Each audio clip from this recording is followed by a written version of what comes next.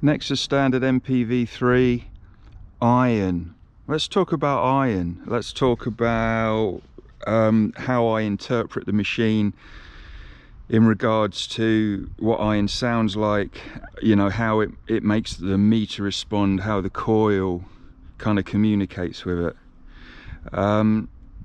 Because I think, yeah, when you first buy one of these machines, you can find things confusing. So this is how I interpret what the machine is communicating to me. You might buy this machine and it will communicate or in a different way.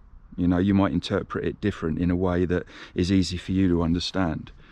Right, so with the iron, what I've set up today, I've got a load of iron there, and I'm going to have the coil quite high, and I'm going to try to sort of mimic what deeper iron would sound like. Obviously, it's never going to be exactly the same on the surface as it is in the ground, but we know that.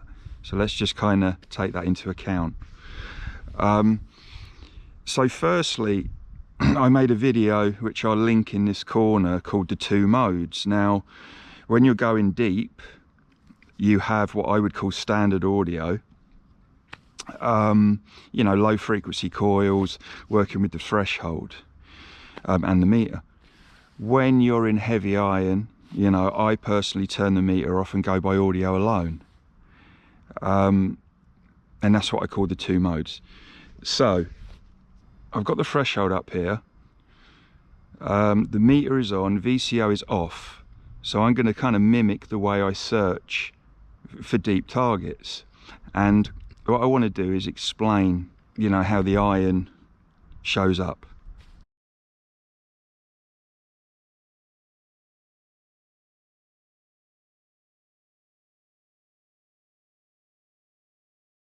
In an audible way and in a visual way. Firstly, on modern digital machines, when you go over iron, you get a low tone. And that low tone, from my understanding using the Equinox and the Legend, is pretty much the same tone all the time. When you have a large piece of iron under the coil, then you get overload. It's almost like distorted, isn't it? With the Nexus, you get low tones, but you can almost draw the shape of the iron, meaning that it's not always a low tone. It might be kind of like almost like a bendy sounding thing. Okay, so this is what I would call searching in my deep mode, and what I'm doing here is mimicking deeper iron. So let me turn it up. Now when I'm going along and I go over what I perceive to be iron, watch, you're getting a kick on the meter. Okay, see it?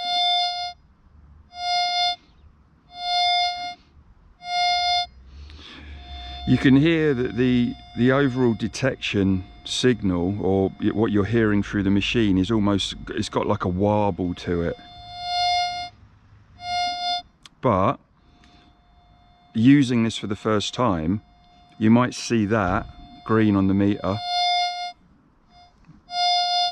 and you go, oh, I got a non-ferrous target, and you dig it and then you'll see it's iron, and then you're like, I thought the discrimination was faultless on this machine. It is. So let me explain.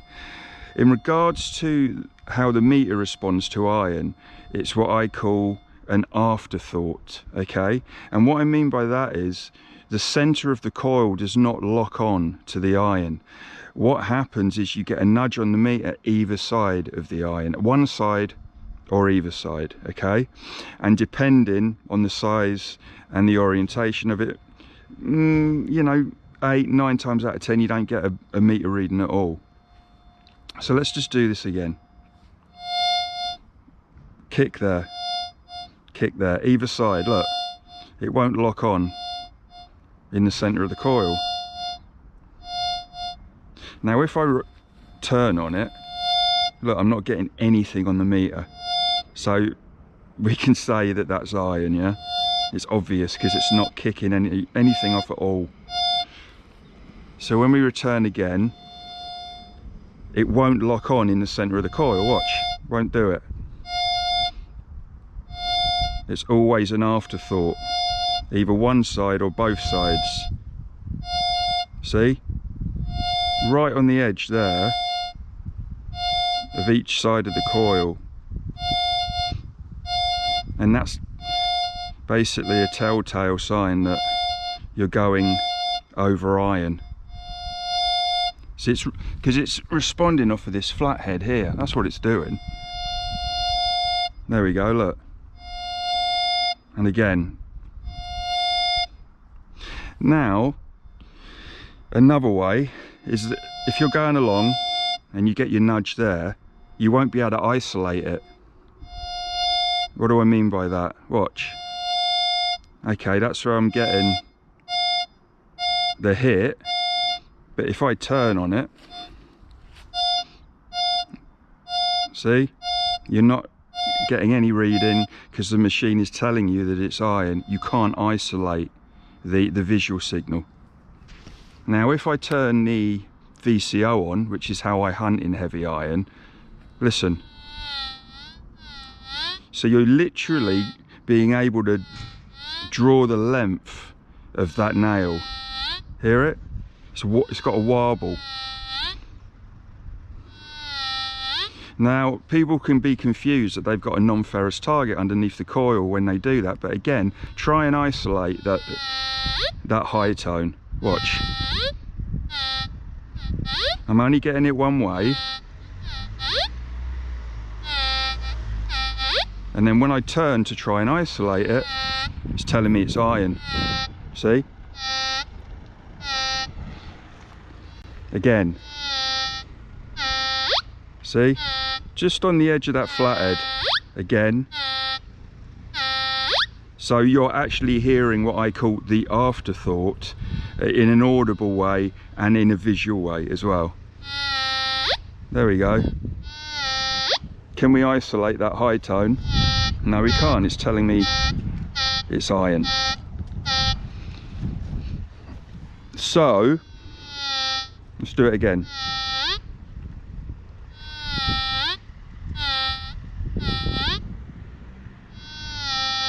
Always coming as an afterthought on the edge of the coil, either side. Now, if we take, let's just take this penny. We've got some crap in the ground. Now, when you've got a non-ferrous target underneath the coil, firstly, let's take the VCO off. Watch. Center of the coil is locking on, and it's a nice smooth sound, and the meter is mimicking the movement of the coil. Really nice. Look, you can see it's locking on. Center of the coil, and if whatever you do, you're still getting that response. So if I turn the VCO on, watch, again, the audio is nice and smooth, and it mimics what the reader, the meter's telling you.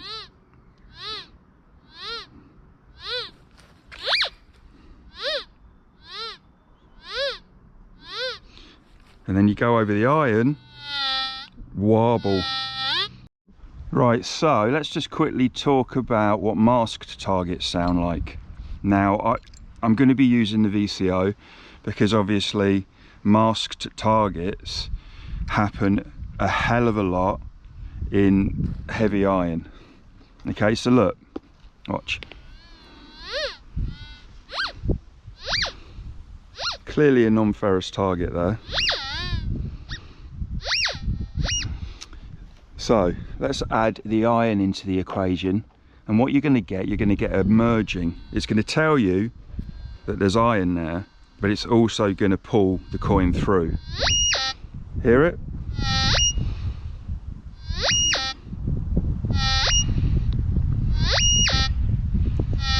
So you've got a mix of the two.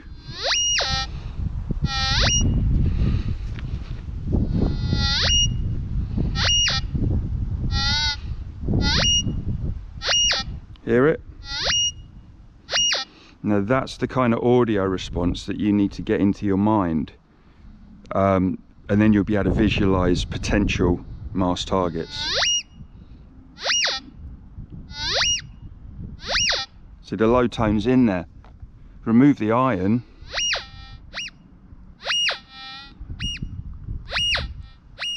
There isn't a low tone. The only kind of minor low tone you're hearing is the ground, because it's littered with crap, okay? So put that back. Hear it?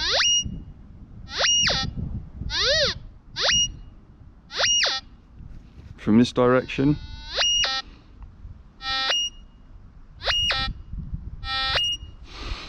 Remove that out of the equation. You've only got your high tone. So yeah, learn the audio and learn how the meter responds to different targets, different scenarios, iron, etc. Once you do that and you understand it 100%, then the fun begins.